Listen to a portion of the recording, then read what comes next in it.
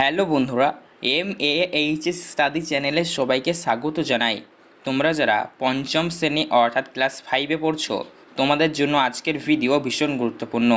Class 5-এর দ্বিতীয় পর্যায়ক্রমিক মূল্যায়নের বাংলা বিষয়ের প্রশ্নপত্র ও তার সিলেবাস নিয়ে আজকে আলোচনা করব। এই প্রশ্নপত্রটি তোমরা যদি বাড়িতে একটু দেখে যাও বা অভ্যাস করে যাও, আসন্ন পরীক্ষায় তোমাদের সাফল্য কিন্তু নিশ্চিত। তো চলো আজকের ভিডিও শুরু করা যাক। ক্লাস 5-এর সেকেন্ড সামেটিভ এক্সাম বাংলা বিষয়ের প্রশ্নপত্রতে আমরা দেখে নিই। তোমরা কিন্তু অন স্ক্রিনে প্রশ্নপত্রটি দেখতেই পাচ্ছ। এইখানে তোমাদের দেখে নাও ক্লাস 5 বিষয় বাংলা, পূর্ণমান 30। তোমাদের সব মিলিয়ে 30 নম্বরের পরীক্ষা হবে। তোমরা পরীক্ষার হলে সময় পাবে মাত্র 1 ঘন্টা। এই 1 ঘন্টার মধ্যে তোমাদের প্রশ্নপত্রের অ্যান্সার লিখে জমা করতে হবে। তো ফার্স্টে তোমাদের যেটা থাকবে সেটা হলো সঠিক উত্তরটি বেছে নিয়ে লেখো, অর্থাৎ MCQ থাকছে। 5টি করতে হবে 1 নম্বর করে, তাই 1 গুণ 5 = 5। প্রথম প্রশ্নতে দেখো কি বলেছে, বাঘের থাবা থেকে ধনাইকে বাঁচালো তমাল গাছ, সুন্দরী গাছ, তবলা গাছ না গরান গাছ? তো সঠিক অ্যান্সারতে হবে তবলা গাছ। পরবর্তী প্রশ্নতে দেখো, লিমেরিক কার লেখা? লিমেরিক কার লেখা? তো সত্যজিৎ রায়ের না জন লিয়ারের না এডওয়ার্ড লিমেরিকের না এডওয়ার্ড লিয়ারের? তো সঠিক অ্যান্সারতে হবে এডওয়ার্ড লিয়ারের। তারপরে দেখো পরবর্তী প্রশ্ন, ব্যাঙের সঙ্গে ভগবানের প্রাসাদে গিয়েছিল বাঘ, সিংহ, হাতি, ঘোড়া? তো সঠিক অ্যান্সারটি হবে বাঘের সঙ্গে ভগবানের প্রাসাদে গিয়েছিল বাঘ। পরবর্তী অ্যান্সার প্রশ্নতে দেখো, কুমির আর শিয়াল মিলে প্রথমে চাষ করেছিল আলু, আখ, ধান, গম? তো অ্যান্সারটি হবে কুমির আর শিয়াল মিলে প্রথম চাষ করেছিল আলু। পরবর্তী প্রশ্নতে দেখো, মুকুট হয়ে ঝাঁক বেঁধেছে হাজার লক্ষ কৌটি না 100 হীরার মাছ? তো সঠিক অ্যান্সারটা হবে মুকুট হয়ে ঝাঁক বেঁধেছে লক্ষ হীরার মাছ। ঠিক আছে। পরবর্তী প্রশ্নে দেখো কি বলেছে, গয়লা শব্দের লিঙ্গ পরিবর্তন করলে হবে গোয়ালা, গয়লানি, গোলা? তো গয়লা শব্দের লিঙ্গ পরিবর্তন করলে বা অপোজিশনদার করলে হবে গয়লানি। পরবর্তী প্রশ্নে দেখো, আমি শব্দের বহুবচন হলো আমরা, তোমার, আমাদের? তো আমি শব্দের বহুবচন হলো আমরা। পরবর্তী প্রশ্নে দেখো, এখানে এটা কিন্তু শেষ হয়ে গেলো। 1 নম্বর দাগের প্রশ্ন আমাদের কমপ্লিট। MCQ ছিল, সঠিক উত্তর বেছে নিয়ে লেখো। এরপরে দেখো তোমাদের 2 নম্বর দাগের প্রশ্ন কি থাকবে, পূর্ণ বাক্যে উত্তর দাও। তোমাদের যে কোনো 5টি করতে হবে, 1 নম্বর করে রয়েছে, তাই 1 গুণ 5 = 5 নম্বর এখানে রয়েছে। 1 নম্বর প্রশ্নটি দেখো কি বলেছে, মাত মানে ছুত কবিতা কার লেখা? তো মাত মানে ছুত এই কবিতাটির লেখককে? লেখক হলেন কার্তিক ঘোষ। পরবর্তী প্রশ্নটি দেখো কি বলেছে, অনাবৃষ্টির ফলে মানুষ, পশু পাখি, গাছপালা অবস্থা কেমন হয়েছিল? তো অনাবৃষ্টি হওয়ার ফলে কি হয়েছিল? প্রশ্নের অ্যান্সারটি দেখে নাও। অনাবৃষ্টির ফলে মানুষ, পশু পাখি, গাছপালা ধ্বংস হয়ে যাচ্ছিল। পরবর্তী প্রশ্নটি দেখো কি বলেছে, কারা বনে মধু আনতে গিয়েছিল? প্রশ্নের অ্যান্সারটি দেখো কি হবে, আজান, ধনাই, কফিল বনে মধু আনতে গিয়েছিল। ঠিক আছে। পরবর্তী প্রশ্নে দেখো, ধনাই কিসের মন্ত্র জানে? তো ধনাই মৌমাছিকে ভুল পথে চালিত করবার মন্ত্র জানে। ঠিক আছে। পরবর্তী প্রশ্নে দেখো কি বলেছে, মায়াতরু কবিতায় উল্লেখিত ভাল্লুকের জ্বর কখন আসতো? তো অ্যান্সারটি দেখো কি হবে, বৃষ্টি হলেই ভাল্লুকের কম্প দিয়ে কিন্তু জ্বর আসতো। ঠিক আছে। পরবর্তী প্রশ্নে দেখো, প্রথমবারের আবেদনে ফণিমনসার গাছ জুড়ে কেমন পাতা হয়েছিল? তো প্রথম আবেদনে কি হয়েছিল? প্রথম প্রশ্নের উত্তরটি দেখো কী হবে, প্রথমবারের আবেদনে ফণিমনসার গাছ জুড়ে সোনার পাতা হয়েছিল। ঠিক আছে। চলো পরবর্তী প্রশ্নটি দেখো নাও, শিব ঠাকুরের সঙ্গে কার বিয়ে হয়েছিল? উত্তরটি দেখে নাও, শিব ঠাকুরের সঙ্গে 3 কন্যার বিয়ে হয়েছিল। এই তোমাদের 2 দাগের প্রশ্ন, 1 নম্বরের প্রশ্ন 5টা করতে হবে, তোমাদের কমপ্লিট হয়ে গেল। ঠিক আছে। তারপরে দেখো পরবর্তী 3 নাম্বার তোমাদের চলে আসছে। 3 নম্বরে বলেছে দেখো, নিজের ভাষায় লেখো, যে কোনো 4টি করতে হবে। প্রত্যেকটা প্রশ্নের মান কিন্তু 2 করে রয়েছে, তাই এখানে তোমাদের 2 × 4 = 8 নম্বর কিন্তু রয়েছে। প্রথম প্রশ্ন দেখো কি বলেছে, মধু কাটলে 3 জন লোক চাই। 3 জন লোক কি কাজ করতে হয়? অর্থাৎ মধু আনতে গেলে 3 জন লোক লাগবে। তো 3 জন লোকের কাজগুলো কি সেটা লিখতে হবে অ্যান্সার। তো দেখো প্রশ্নের অ্যান্সারটা আমরা কীভাবে কমপ্লিট করেছি, মধু কাটার ক্ষেত্রে প্রথমে এমন একজনকে চাই যে চট করে মুড়ি দিয়ে গাছে উঠে চাক কাটবে। দ্বিতীয়জন কী করবে? দ্বিতীয়জন আর একজন চাই যে লম্বা কাঁচা বাঁশের মাথায়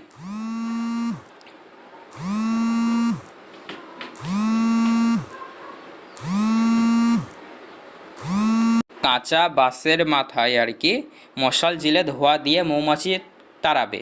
আর তৃতীয় জনকে দরকার, যে একজন বড় ধামা হাতে চাকের নিচে দাঁড়াবে যাতে চাকগুলি ধামায় পড়ে।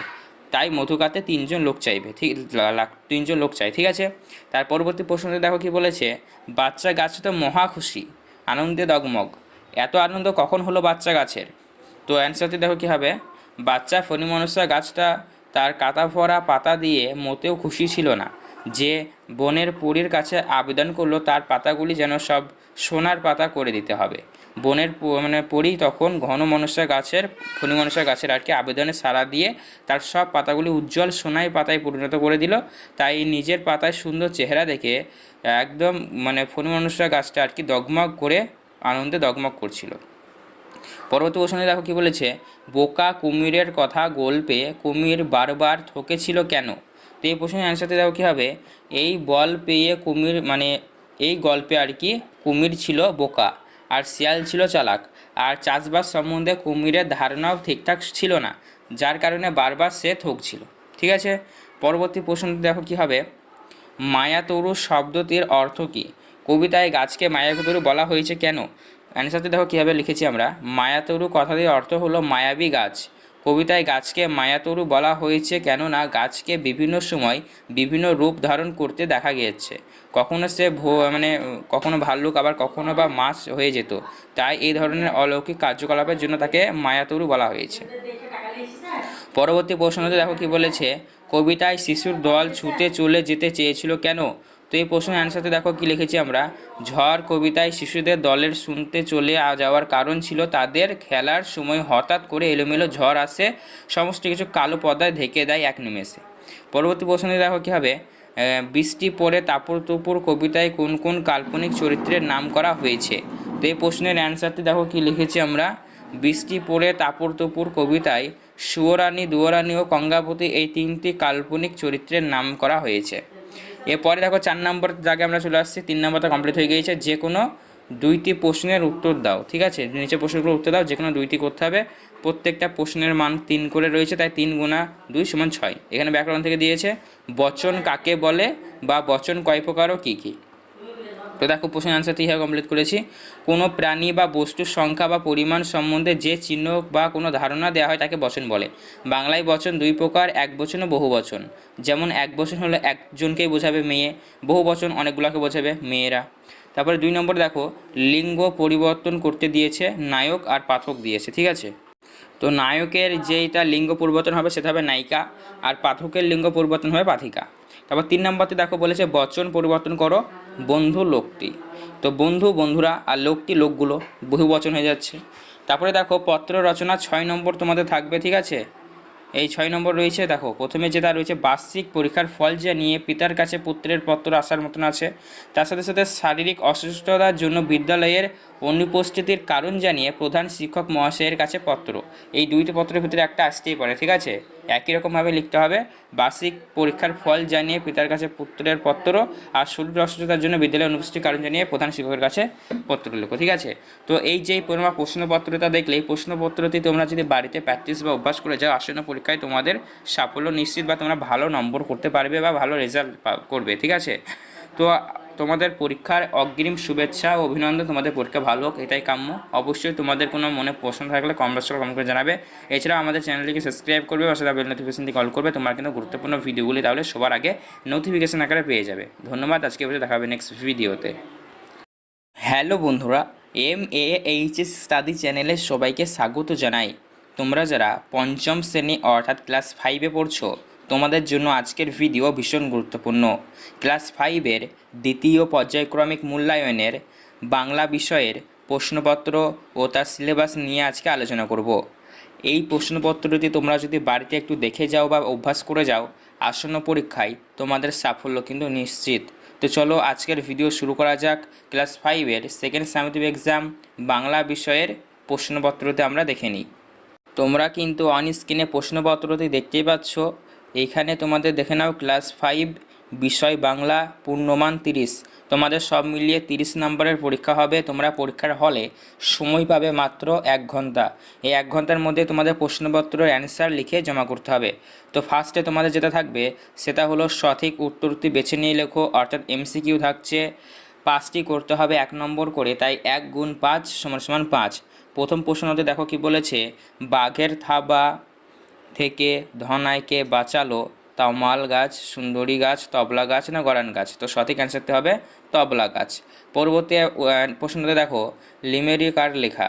লিমেরিক কার লেখা? তো সত্যজিৎ রায়ের না জন লিয়ারের না এডওয়ার্ড লিমেরিকের না এডওয়ার্ড লিয়ারের? তো সঠিক অ্যান্সারটি হবে এডওয়ার্ড লিয়ারের। তারপরে দেখো পরবর্তী প্রশ্ন, ব্যাঙের সঙ্গে ভগবানের প্রাসাদে গিয়েছিল বাঘ, সিংহ, হাতি, ঘোড়া? তো সঠিক অ্যান্সারটি হবে বাঘের সঙ্গে ভগবানের প্রাসাদে গিয়েছিল বাঘ। পরবর্তী অ্যান্সার প্রশ্নতে দেখো, কুমির আর শিয়াল মিলে প্রথমে চাষ করেছিল আলু, আখ, ধান, গম? তো অ্যান্সারটি হবে কুমির আর শিয়াল মিলে প্রথম চাষ করেছিল আলু। পরবর্তী প্রশ্নতে দেখো, মুকুট হয়ে ঝাঁক বেঁধেছে 1000 লক্ষ কৌটি না 100 হীরার মাছ? তো সঠিক অ্যান্সারটি হবে মুকুট হয়ে ঝাঁক বেঁধেছে লক্ষ হীরার মাছ। ঠিক আছে। পরবর্তী প্রশ্নে দেখো কি বলেছে, গয়লা শব্দের লিঙ্গ পরিবর্তন করলে হবে গোয়ালা, গয়লানি, গোলা? তো গয়লা শব্দের লিঙ্গ পরিবর্তন করলে বা অপোজিশন করলে হবে গয়লানি। পরবর্তী প্রশ্নতে দেখো, আমি শব্দের বহুবচন হলো আমরা, তোমার, আমাদের। তো আমি শব্দের বহুবচন হলো আমরা। পরবর্তী প্রশ্নটি দেখো, এখানে এটা কিন্তু শেষ হয়ে গেলো। 1 নম্বর দাগের প্রশ্ন আমাদের কমপ্লিট। এমসিকিউ ছিল, সঠিক উত্তর বেছে নিয়ে লেখো। এরপরে দেখো তোমাদের 2 নম্বর দাগের প্রশ্ন কি থাকবে, পূর্ণ বাক্যে উত্তর দাও। তোমাদের যে কোনো 5টি করতে হবে, 1 নম্বর করে রয়েছে, তাই 1 গুণ 5 = 5 নম্বর এখানে রয়েছে। 1 নম্বর প্রশ্নটি দেখো কি বলেছে, মাত মানে ছুত কবিতা কার লেখা? তো মাত মানে ছুত এই কবিতাটির লেখককে? লেখক হলেন কার্তিক ঘোষ। পরবর্তী প্রশ্নটি দেখো কি বলেছে, অনাবৃষ্টির ফলে মানুষ, পশু পাখি, গাছপালা অবস্থা কেমন হয়েছিল? তো অনাবৃষ্টি হওয়ার ফলে কি হয়েছিল? প্রশ্নের অ্যান্সারটি দেখে নাও। অনাবৃষ্টির ফলে মানুষ, পশু পাখি, গাছপালা ধ্বংস হয়ে যাচ্ছিল। পরবর্তী প্রশ্নটি দেখো কি বলেছে, কারা বনে মধু আনতে গিয়েছিল? প্রশ্নের অ্যান্সারটি দেখো কি হবে, আজান, ধনাই, কফিল বনে মধু আনতে গিয়েছিল। ঠিক আছে। পরবর্তী প্রশ্নে দেখো, ধনাই কিসের মন্ত্র জানে? তো ধনাই মৌমাছিকে ভুল পথে চালিত করবার মন্ত্র জানে। ঠিক আছে। পরবর্তী প্রশ্নে দেখো কি বলেছে, মায়াতরু কবিতায় উল্লেখিত ভাল্লুকের জ্বর কখন আসতো? তো অ্যান্সারটি দেখো কি হবে, বৃষ্টি হলেই ভাল্লুকের কম্প দিয়ে কিন্তু জ্বর আসতো। ঠিক আছে। পরবর্তী প্রশ্নে দেখো, প্রথমবারের আবেদনে ফণিমনসার গাছ জুড়ে কেমন পাতা হয়েছিল? তো প্রথম আবেদনে কি হয়েছিল?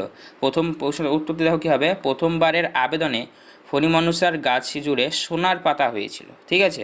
চলো পরবর্তী প্রশ্নটি দেখো নাও, শিব ঠাকুরের সঙ্গে কার বিয়ে হয়েছিল? উত্তরটি দেখে নাও, শিব ঠাকুরের সঙ্গে 3 কন্যার বিয়ে হয়েছিল।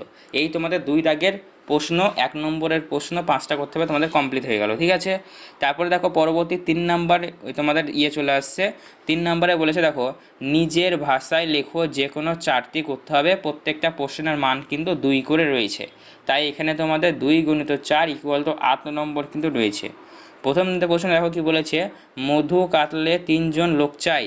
3 জন লোক কি কাজ করতে হয়? অর্থাৎ মধু আনতে গেলে 3 জন লোক লাগবে। তো 3 জন লোকের কাজগুলো কী সেটা লিখতে হবে অ্যান্সার। তো দেখো প্রশ্নের অ্যান্সারটা আমরা কীভাবে কমপ্লিট করেছি, মধু কাটার ক্ষেত্রে প্রথমে এমন একজনকে চাই যে চট করে মুড়ি দিয়ে গাছে উঠে চাক কাটবে। দ্বিতীয়জন কী করবে? দ্বিতীয়জন আর একজন চাই যে লম্বা কাঁচা বাঁশের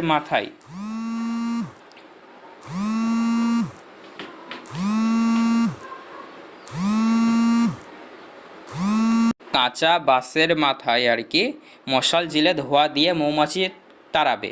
আর তৃতীয় জনকে দরকার যে একজন বড় ধামা হাতে চাকের নিচে দাঁড়াবে যাতে চাকগুলি ধামায় পড়ে। তাই মধু কাটতে 3 জন লোক চাইবে। 3 জন লোক চাই। ঠিক আছে। তার পরবর্তী প্রশ্নতে দেখো কি বলেছে, বাচ্চা গাছ তো মহা খুশি, আনন্দে দগমগ। এত আনন্দ কখন হলো বাচ্চা গাছের? তো অ্যান্সারটি দেখো কী হবে, বাচ্চা ফণিমনসা গাছটা তার কাটা ভরা পাতা দিয়ে মোটেও খুশি ছিল না। যে বনের পরীর কাছে আবেদন করলো তার পাতাগুলি যেন সব সোনার পাতা করে দিতে হবে। বনের মানে পরী তখন ফণি মনসা গাছের আর কি আবেদনে সাড়া দিয়ে তার সব পাতাগুলি উজ্জ্বল সোনাই পাতায় পরিণত করে দিল।